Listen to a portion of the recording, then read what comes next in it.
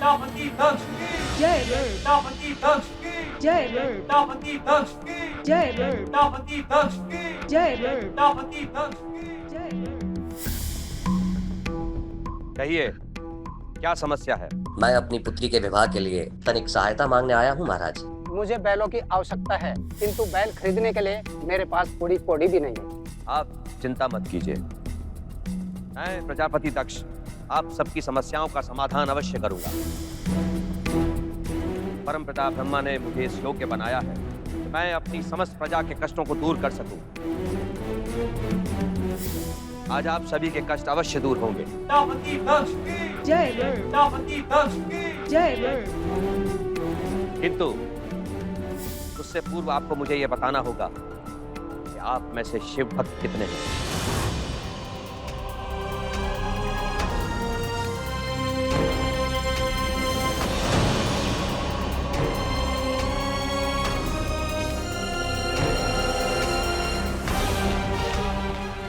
मेरे प्रश्न का उत्तर दीजिए।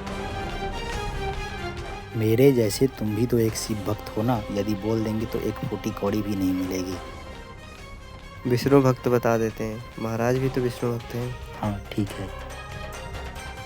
मैं तो केवल विष्णु का भक्त हूँ महाराज। मैं भी विष्णु का ही पूजा करता हूँ महाराज। हम तो शिव का नाम ही नहीं लेते। शिव की पूजा करता ही कौन है महाराज? शमशान में बैठा शिव भला हम जैसों को क्या दे सकता है? भगवान विष्णु के बाद हम आपको ही पूछते हैं, क्योंकि आपकी वजह से ही हमारा पेट भरता है।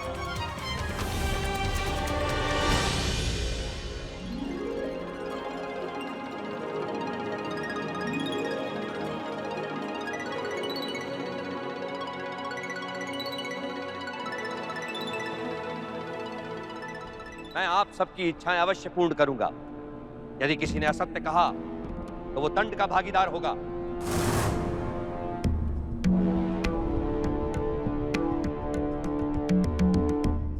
क्षमा कीजिए महाराज, मैं नेत्रहीन अवश्य हूं, किंतु असत्य बोलने का पाप कदापि नहीं कर सकता। मैं अपने वृद्ध माता पिता के साथ यहाँ सहायता प्राप्त करने के लिए आया, किंतु भक्ति तो मैं शिव की ही करता।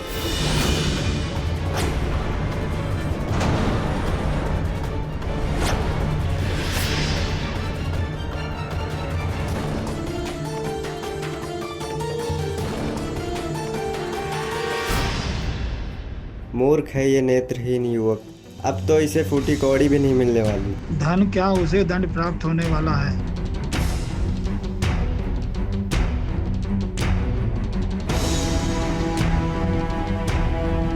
क्या तुम सत्य कह रहे हो युवक? कह दो, ये असत्य पुत्र। नहीं पिताश्री, महाराज मैं सदा सत्य बोलता हूँ, सदा सत्य बोलता हूँ महाराज। भले ही मुझे शिवलिंग दिखाई न दे, किंतु मैं अपने मन के नेत्रों से सदा शिव को देखता हूँ और पूछता हूँ। प्रतिदिन उनकी आराधना करता हूँ, उनके लिए उपवास रखता हूँ। यदि तुम शिव के ही भक्त हो तो मेरे समक्ष क्यों आए हो?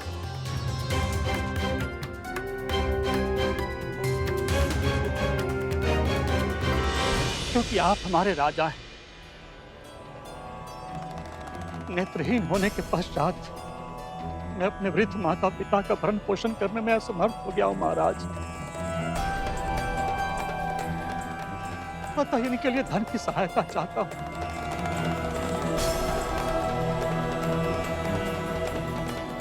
ये ज्ञात होते हुए भी मेरे समक्ष सहायता मांगने आ गए कि मुझे शिव और शिव भक्तों में कोई रुचि नहीं।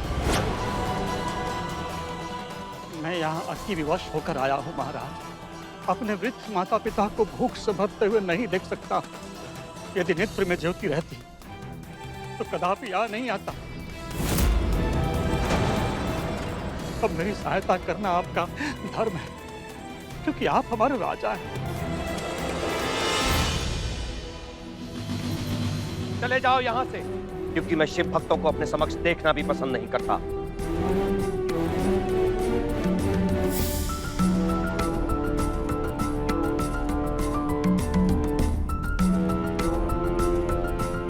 क्षमा कीजिएगा पिताश्री, परंतु ये नेत्रहीन युवक जो भी कह रहे हैं वो सत्य ही तो कह रहे हैं।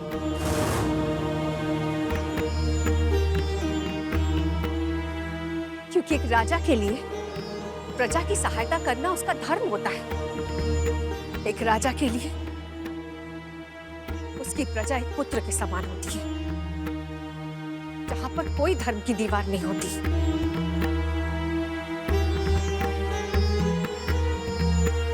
प्रजा किसकी भक्ति करती है ये तो उन्हीं का निजी अधिकार है।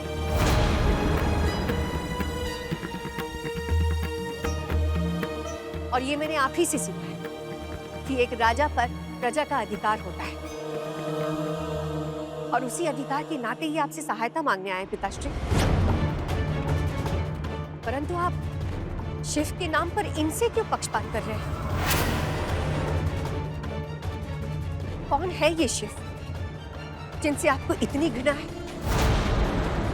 और उनके नाम के शिवलिंगों को आप जल में समाधित कर दे रहे हैं?